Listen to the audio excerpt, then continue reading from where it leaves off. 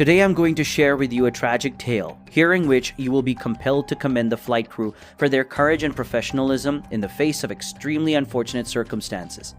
On that fateful October day in 1992, El Al Flight 1862 embarked on a journey from JFK International Airport in New York City to Ben Gurion Airport in Tel Aviv, Israel, carrying its precious cargo through the skies.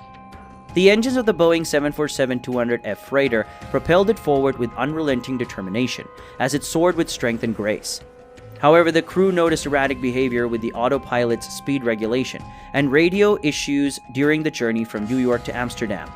The pilots also noticed changes in the voltage of the electrical generator in engine number 3, located in the right wing.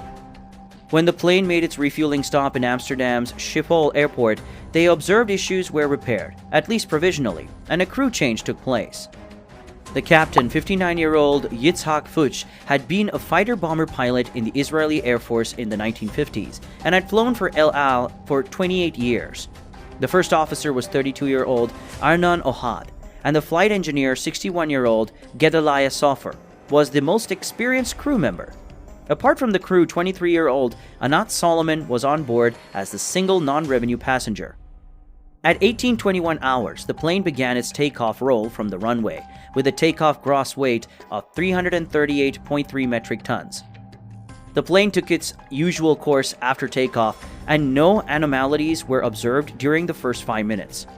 As the aircraft passed through an altitude of 6,500 feet above the Gunier Lake near Amsterdam, the engine number 3 separated itself from the right wing. Shooting forward, it damaged the wing slats and fell back and struck engine number 4, tearing it from the wing. The two engines also tore a 10-meter stretch of the right wing's leading edge, causing severe damage to the aircraft structure.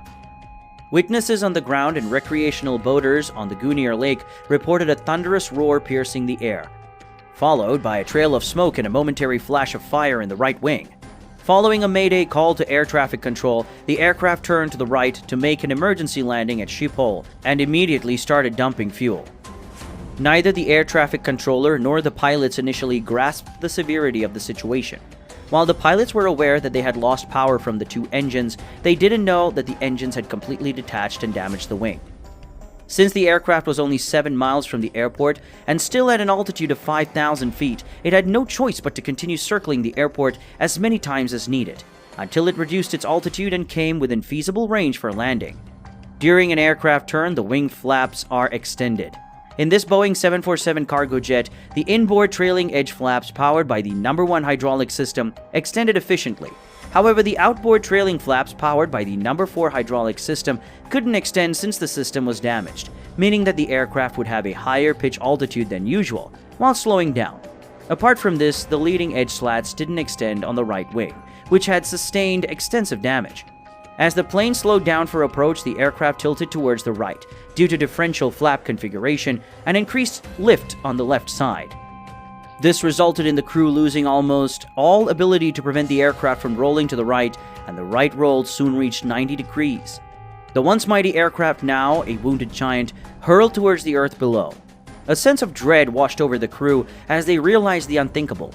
They were losing the battle against fate.